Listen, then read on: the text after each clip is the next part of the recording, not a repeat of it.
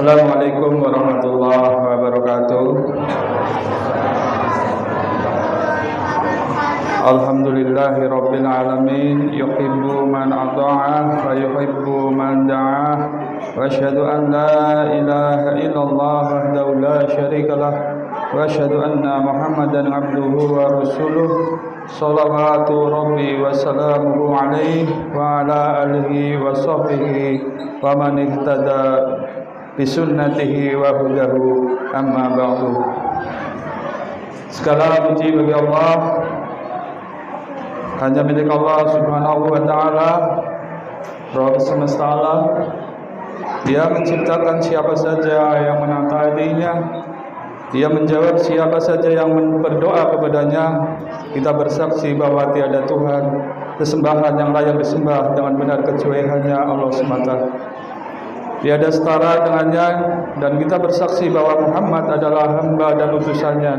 Semoga salawat serta salam tercurah kepada Nabi baginda Nabi besar Muhammad sallallahu alaihi wasallam, kepada keluarganya, kepada sahabatnya, dan setiap orang yang berpedoman pada sunnah dan petunjuknya. Dan semoga kepada kita di yaumul akhir mendapatkan syafaat dari beliau Nabi besar Muhammad sallallahu alaihi wasallam. Alhamdulillah, pada malam hari ini kita masih diberikan segala macam nikmat, terutama nikmat iman dan nikmat Islam, dan nikmat langkah kaki kita diringankan untuk menginjakkan di Masjid Al-Hakim untuk menunaikan kewajiban kita, salat berjamaah, salat isya, salat sunnah, tarawih, dan dilanjutkan nanti salat witir secara bersama. Semoga dengan kita diringankan langkah kita ke Masjid Al-Hakim ini, menjadikan kita menjadi orang yang bertambah bertakwa kepada Allah Subhanahu wa taala, mendapatkan pahala yang berlimpah. Amin amin ya rabbal alamin. Yang kami hormati Ketua DKM Masjid Al-Hakim Bapak Farhan Hidayat, kepada sesepuh Villa Gading Permata Bapak Yadi Suyadi dan seluruh pengurusnya, kepada Ketua Paguyuban Bapak Hari Priyadi dan seluruh jamaah Masjid Al-Hakim yang insyaallah dimuliakan oleh Allah Subhanahu wa taala. Pada malam hari ini, terima kasih kepada panitia yang sudah memberikan sedikit waktu kepada saya untuk menyampaikan kultum pada malam hari ini. Insyaallah pada hari ini saya akan membawakan kultum dengan tema puasa sebagai taziyatul nafs atau penyucian jiwa. Pada kesempatan kali ini, mari kita bersama-sama merenungkan tentang makna puasa yang sebenarnya. Puasa tidak hanya menahan lapar dan menahan dahaga, tapi juga menjadi sarana taghziyatun nafs, yaitu penyucian jiwa kepada Allah Subhanahu wa taala. Dalam firman-Nya, Allah Subhanahu wa taala dalam surat Asy-Syams ayat 9 sampai 10 yang berbunyi, qad aflaha man zakkaha. Sungguh beruntung orang yang menyucikan jiwa itu. Wa qad khaba man dassaha, dan sungguh rugi orang yang mengotorinya. Ayat ini menegaskan bahwa kebahagiaan sejati terletak pada kemampuan seseorang untuk membersihkan jiwanya dari segala macam kotoran dalam jiwanya. Salah satu cara yang paling efektif untuk mensucikan jiwa adalah melalui puasa. Kemarin kita masih ingat bahwa apa yang disampaikan dalam kultum yang disampaikan oleh Ustaz Asep, bahwa segala sesuatu atau segala penyakit itu ada obatnya, yaitu istighfar. Begitu juga dengan penyucian jiwa bisa dilakukan dengan berpuasa. Rasulullah SAW bersabda, Rabb kita Allah Azza wa Jalla berfirman, puasa adalah perisai yang dengan seseorang hamba membentengi diri dari api neraka, dan puasa itu untukku, akulah yang akan membalasnya. bagaimana kita yang sudah dipersiapkan dengan melalui puasa dengan baik dan benar, menjadikan punya benteng keimanan dan ketakwaan, sehingga amal yang kita lakukan menjadikan pahala yang berlimpah. Beberapa hal yang membuat amal puasa seseorang menjadi sia-sia, di antaranya yang pertama adalah berbuat dusta atau berkata dusta az-zur. Dalam puasa tidak hanya menahan lapar dan dahaga, tapi bagaimana kita mengontrol perbuatan kita dari perbuatan dusta. Ada kalanya kita melakukan perbuatan dusta secara langsung melalui lisan, tetapi pada saat ini perbuatan dusta tidak hanya dilakukan secara lisan, tetapi dilakukan melalui tangan, melalui medsos tanpa terkontrol, sehingga ini akan mengurangi pahala kita pada saat melakukan ibadah puasa di bulan Ramadan ini. Oleh karena itu, pada puasa yang sedang kita lakukan, sekiranya kita bisa mengontrol kegiatan-kegiatan kita, terutama dalam melakukan kegiatan di medsos, sehingga perbuatan dosa yang biasa kita lakukan secara langsung dalam pemerintahan ini bisa kita terkontrol.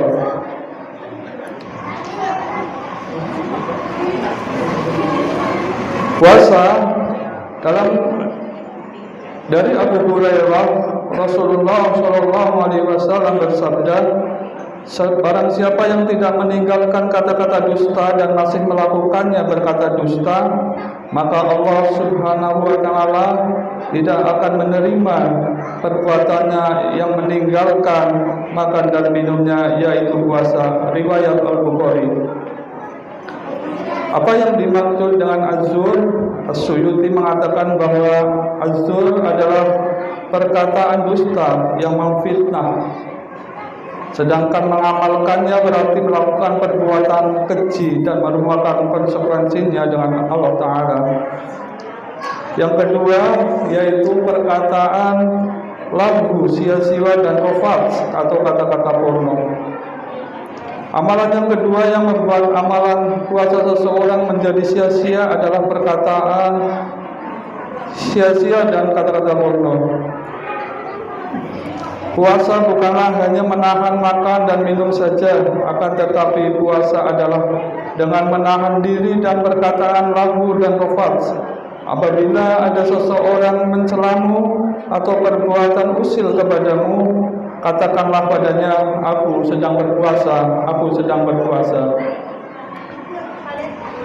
Itulah di antara perkataan yang bisa membuat amalan seseorang menjadi sia-sia. Betapa rugi orang yang melakukan seperti itu. Begitu mudah mengeluarkan kata-kata kotor, sia-sia dan menggunjing orang lain. Yang ketiga yaitu melakukan perbuatan maksiat. Jabir bin Abdillah menyampaikan petua, seandainya kamu berpuasa, maka hendaklah pendengaranmu, penglihatanmu, lisanmu turut berpuasa dari dusta dan hal-hal haram, serta janganlah kamu menyakiti orang lain. Bersikap tenang dan berwibawalah di hari puasamu. Janganlah kamu jadikan puasamu di hari ini tidak sama dengan berpuasa sama saja. Itulah sejelek-jeleknya puasa, yaitu hanya menahan lapar dan dahaga saja. Tingkatan puasa yang paling rendah yaitu hanya meninggalkan minum dan makan saja. Maka sia-sia bagi kita tidak melakukan puasa dengan sungguh-sungguh, yaitu melakukan atau meninggalkan hal-hal yang dilarang, karena sesungguhnya puasa adalah amalan yang langsung dicatat oleh Allah dan dibalas Allah Subhanahu wa Ta'ala.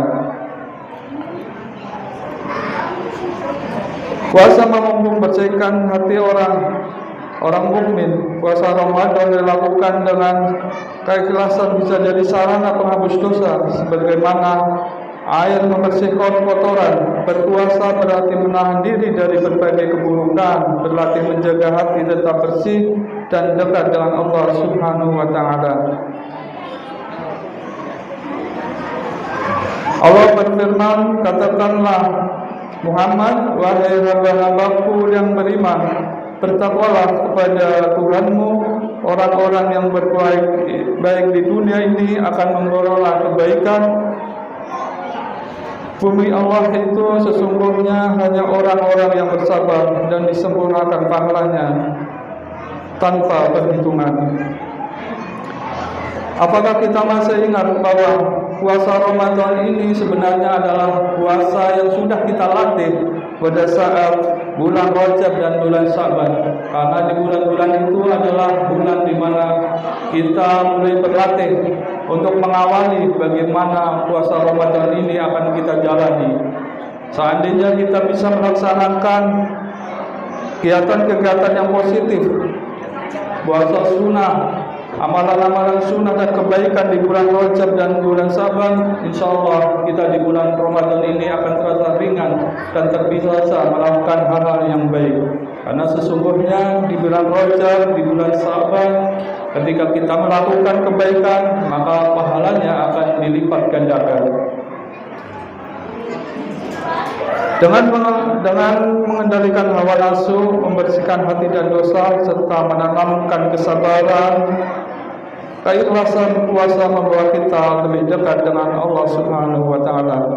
Semoga kita semua dapat menjalankan ibadah puasa dengan penuh kesadaran dan keikhlasan, sehingga jiwa kita semakin bersih dan mendapatkan keberkahan oleh Allah Subhanahu wa taala, dan menjadikan kita menjadi hamba yang senantiasa ikhlas dan teguh dalam menjalankan syariat-syariat agama Islam dan selalu menjalankan sunnah-sunnah yang diajarkan Nabi besar Muhammad SAW.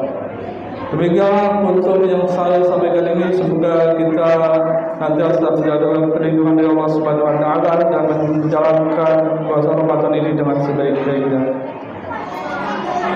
Selanjutnya ada beberapa pengumuman yang perlu saya sampaikan terkait dengan yang pertama, pemilihan ketua DKM periode 2025-2028 dari perhitungan suara telah kita peroleh.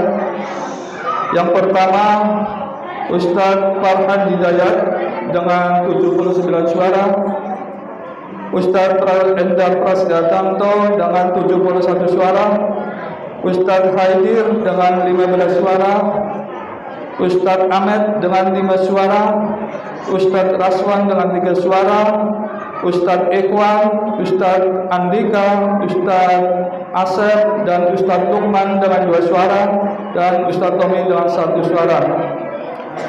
Saksi dalam perhitungan suara pada malam 1 Ramadan 1446 Hijriah, yaitu Ustadz Endar, Ustadz Hari Priyadi, Ustadz Yadi Sujadi, Ustadz Suratman, Ustadz Gunawan, Ustadz Ferry, dan Ustadz Siddiq. Dari suara yang masuk diperoleh 55% suara dari total suara warga Villa Gading Permata, sehingga berdasarkan pasal 11 ADART DKM Al-Hakim adalah memenuhi. Dan alhamdulillah pada malam 1 Ramadan 1446 Hijriah diperoleh suara terbanyak oleh Ustadz Farhan Hidayat. Semoga beliau dapat menjalankan menjadikan ketua DKM dengan sebaik-baiknya dan menjadikan pahala yang berlipat dan dibalas oleh Allah Subhanahu wa taala.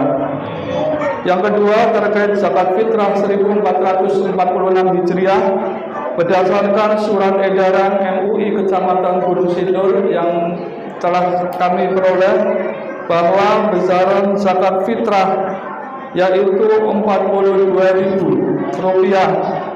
dengan infak sedekah sebesar 8.000, dengan perincian untuk Basnas Kabupaten Bogor 2.000, untuk DKM 3.000, dan untuk pembangunan Masjid Ad-Nur yaitu 3.000 dengan total Rp50.000. Terkait dengan zakat fitrah, kami DKM Halakin melalui ZIS membuka zakat fitrah pada malam hari ini kita buka. Besar harapan kami untuk warga Villa Gading untuk zakat segera dipulihkan, mengingat waktu yang memang sangat mepet, sehingga penyaluran zakat fitrah bisa cepat dilaksanakan untuk yang menerimanya. Mungkin itu yang bisa kami sampaikan. Akhirul kalam, wabillahi taufiq wal hidayah. Wassalamualaikum warahmatullahi wabarakatuh.